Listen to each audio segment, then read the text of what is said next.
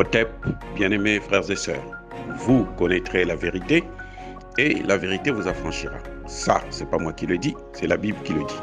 Mais moi, je vous dis mieux. Vous connaîtrez la vérité historique, notamment celle de vos ancêtres kémites, et vous aurez une vision globale de ce que c'est que la vraie souveraineté politique. J'ajoute, vous reviendrez à la spiritualité africaine ancestrale et vous comprendrez les enjeux de l'indépendance économique.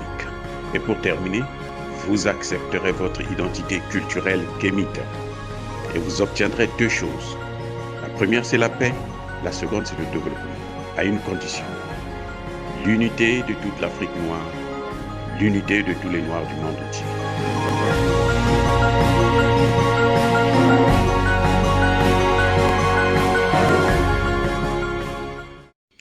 Otep à tous, bienvenue sur la chaîne des panafricanistes, par essence, par conviction et par excellence. Celle des citoyens kémites, par nécessité et obligation de combat. Nous sommes une chaîne qui n'est guidée que par nos ancêtres et rien que par les ancêtres qui appartiennent à l'égrégore du monde noir. Par conséquent, nous ne croyons en aucun Dieu venu de l'étranger. Toutefois, cette vidéo n'est aucunement destinée à inciter à la haine ou à la violence.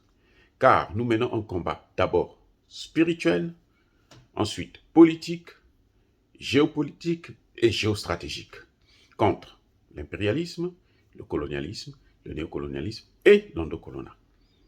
Sur la base du principe qui nous a été légué par nos ancêtres, qui est celui de la Mahat, c'est-à-dire vérité et justice. Vous êtes donc en droit de connaître la vérité. Et nous avons l'obligation de vous dire la vérité, rien que la vérité, afin que justice soit rendue à l'Afrique. C'est pour ainsi dire notre modeste contribution dans cette noble lutte en faveur de la souveraineté, la dignité et l'unité africaine. Et ça, c'est le panafricanisme. Oui, bien-aimés frères et sœurs, aujourd'hui nous allons aborder un thème qui est très intéressant. Un thème qui est fondamental pour la vie d'un homme et d'une femme. Ce thème, c'est celui du mariage chez les kémites. Le mariage chez les populations kémites, chez nos ancêtres, n'est pas un jeu, ce n'est pas un amusement, c'est quelque chose de fondamental, c'est quelque chose de très important. Il y a des gens, parfois, de certaines familles, jusqu'à présent d'ailleurs, ils font d'abord des rituels pour savoir si la femme que le monsieur a choisie est vraiment la bonne femme, c'est vraiment sa femme. Et parfois, on vous dira, quand un homme est à l'âge de se marier, s'il veut chercher une femme, on fait des rituels et on lui dit carrément que non, ta femme n'est pas encore née. Ou bien elle est née, mais elle est encore trop jeune. Ou bien quand un enfant naît, on sait déjà qu'elle doit épouser tel ou tel monsieur.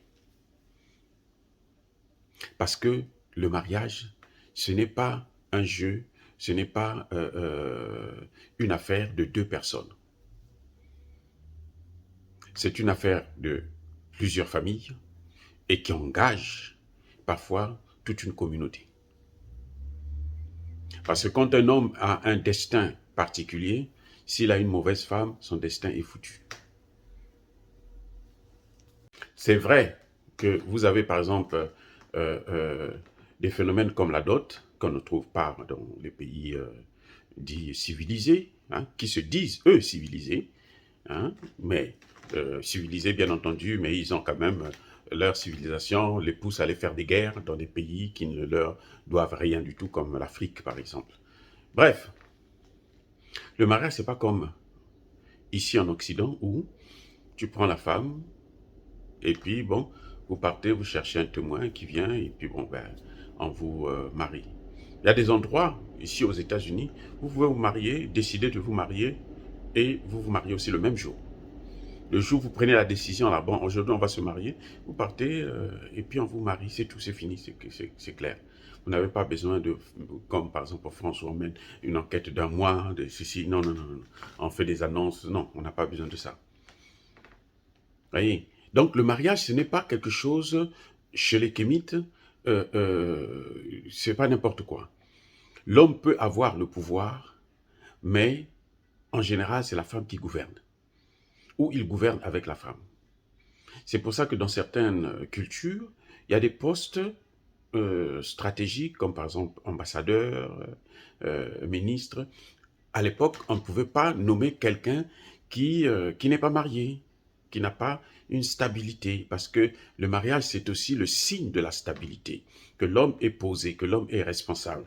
Parce que si tu n'es pas capable de prendre la responsabilité d'une famille, hein, d'une femme et des enfants, et la famille, ta famille à toi et la famille de ta femme, on pense que tu n'es pas digne d'assumer certaines fonctions. Ce n'est pas comme aujourd'hui où même des célibataires accèdent à des hautes fonctions, ce n'est pas si grave. Hein. Je prendrai le cas, par exemple, vous voyez, Marien Ngouabi, quand il arrive au Congo, il a une femme blanche. Et il vient, il prône la lutte contre l'impérialisme, il prône le socialisme scientifique. Et on lui dit, mais attendez, vous dites que vous êtes contre l'impérialisme, le colonialisme, mais vous avez amené une femme de colon. Eh oui, Marien Ngouabi était obligé de se remarier avec une Congolaise. Donc c'est pour vous dire que le mariage a un sens, a une importance capitale pour la vie d'un homme et d'une femme. Le partenaire avec lequel vous devrez avoir votre vie pour toujours, pour l'éternité, c'est un partenaire qui doit être choisi en fonction d'un certain nombre de critères.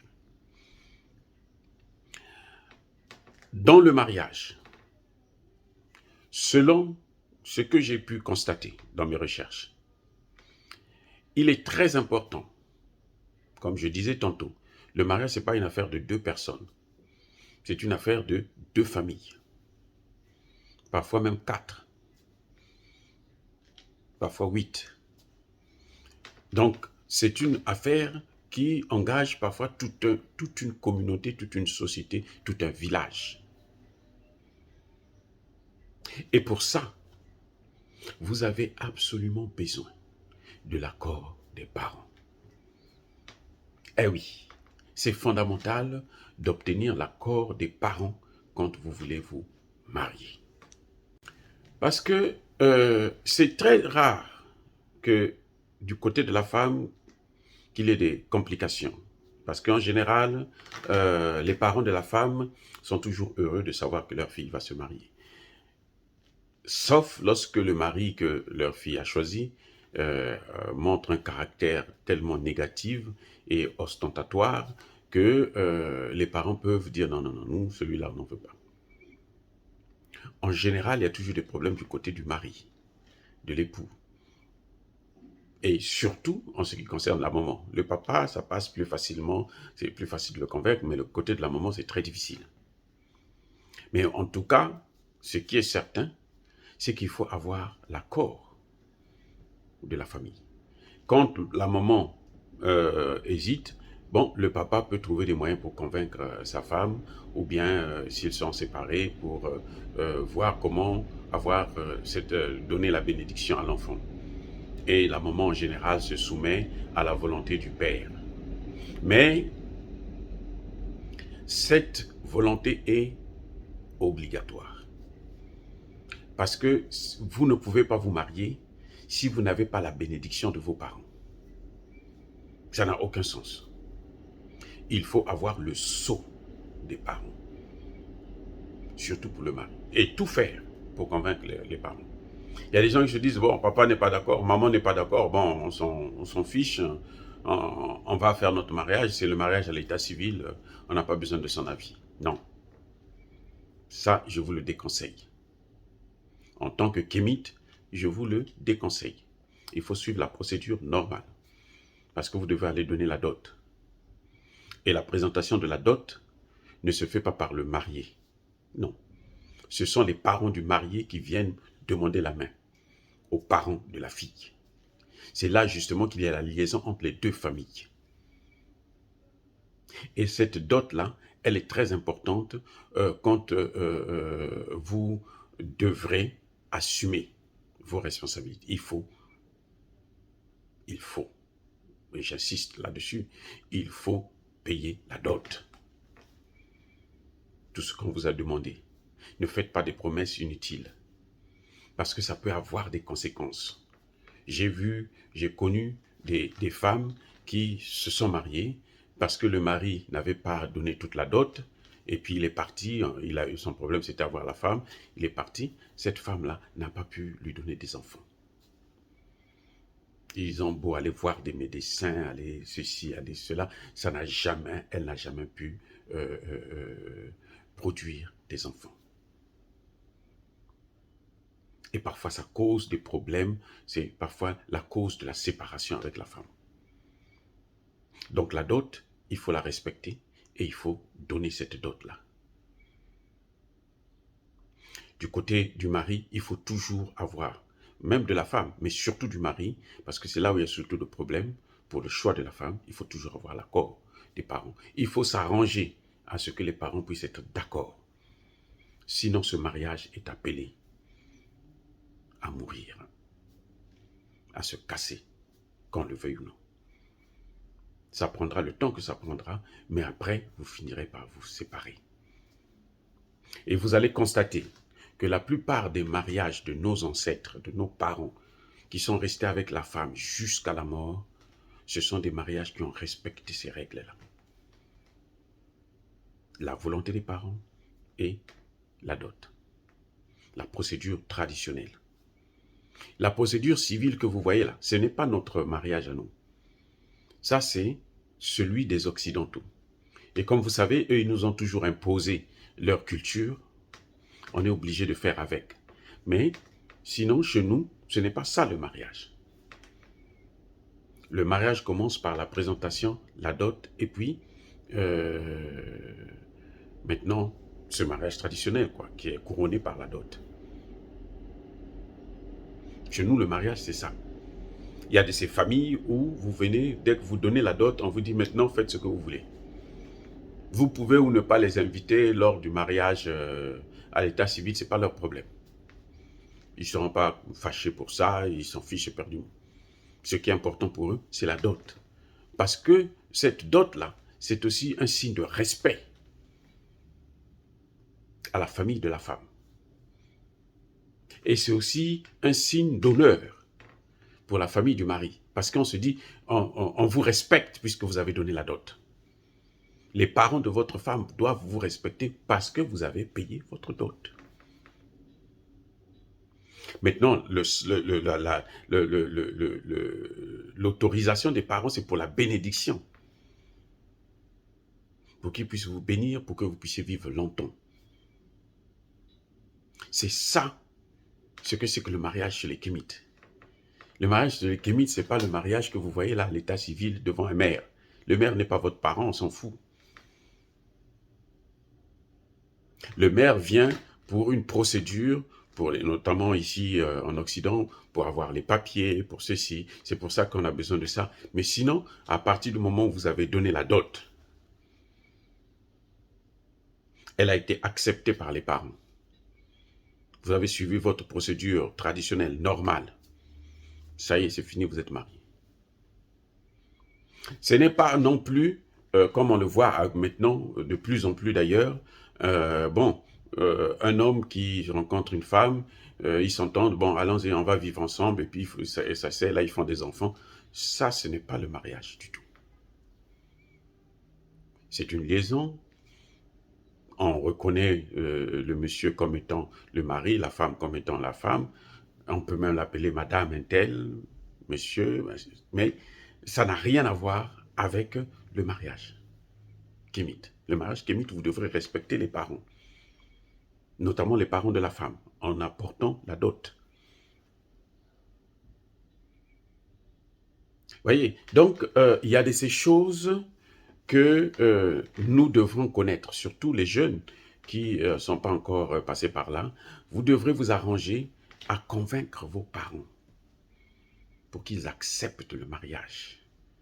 Parce que ce n'est que cette conviction-là, lorsqu'ils acceptent, cette acceptation-là, qui bénit le mariage. C'est pour ça qu'on dit, comme dans la Bible, ce qui est scellé dans les cieux sur la terre est scellé dans les cieux. Mais si vous n'avez pas eu la bénédiction des parents, donc dans les cieux, vous n'avez pas aussi la bénédiction spirituellement parlant. C'est ça, c'est que les dieux n'ont pas béni votre mariage. Pour que les dieux puissent bénir votre mariage, il faut qu'il y ait la bénédiction des deux parents. Il faut que les parents acceptent de voir leur fils épouser cette femme épouser ce monsieur. Sans ça, il n'y a pas de bénédiction. Donc vous êtes comme un papillon. À n'importe quel moment, on peut souffler dessus et puis vous partez. C'est pour ça que parfois, vous voyez dans certains couples, les enfants sont là, ils font que tomber malades n'importe comment, ils ont des problèmes à l'école, par-ci, par-là. C'est parce que la procédure là n'avait pas été respectée. En tout cas, dans beaucoup de cas. Donc, faites attention. Ne jouez pas avec cette institution. Ce n'est pas une institution, un jeu d'enfant, non. Ce n'est pas seulement le plaisir sexuel, non. C'est aussi d'ailleurs l'avenir du couple. Il y a de ces hommes qui n'ont pas reçu la bénédiction des parents et ils se retrouvent dans une situation professionnelle difficile. Il ne peut pas trouver le travail. Il a beau se battre et tout machin, tout va le travail. Parce qu'il n'a pas la femme qui a été validée par sa propre famille, par sa mère, par son père. Surtout par la mère, parce que l'accord du père, comme je vous l'ai dit, ça a toujours été très facile à obtenir. À moins que vous soyez un enfant vraiment très impoli, qui a eu des comportements tellement bizarres vis-à-vis des parents. Mais en général, l'accord du père, c'est presque un acquis. C'est surtout chez la maman. Faites tout pour obtenir cette bénédiction-là. Quitte à ce que vous agenouillez devant votre mère, quitte à ce que vous pleurez, vous lui demandez, vous lui suppliez pour qu'elle puisse vous soutenir. Sinon, ça va être très difficile. Vous allez rencontrer ces choses qui vont rendre votre vie infernale. Et ça n'a pas de sens. Parce que vous pouvez vous en passer. Vous pouvez passer ces choses-là et avancer. Et sachez-le que quand vous n'avez pas une bonne femme, une femme qui est sérieuse, votre vie aussi est gâchée. Votre élévation, là, le rôle de votre femme, la place de votre femme joue de beaucoup dans votre élévation. Dans le sens purement spirituel et kémite du mariage. Donc, ce n'est pas des choses sur lesquelles il faut tergiverser, il faut jouer avec. Non, prenez ça au sérieux. Le mariage des kémites n'est pas un jeu d'enfant. Ah, encore, dites-moi, est-ce que dire cela, c'est inciter à la haine ou à la violence? Non. Nous sommes une force tranquille, une force spirituelle. Ya ba colère ve, ya ma lembe, j'assume. Soyez bénis, j'ai dit.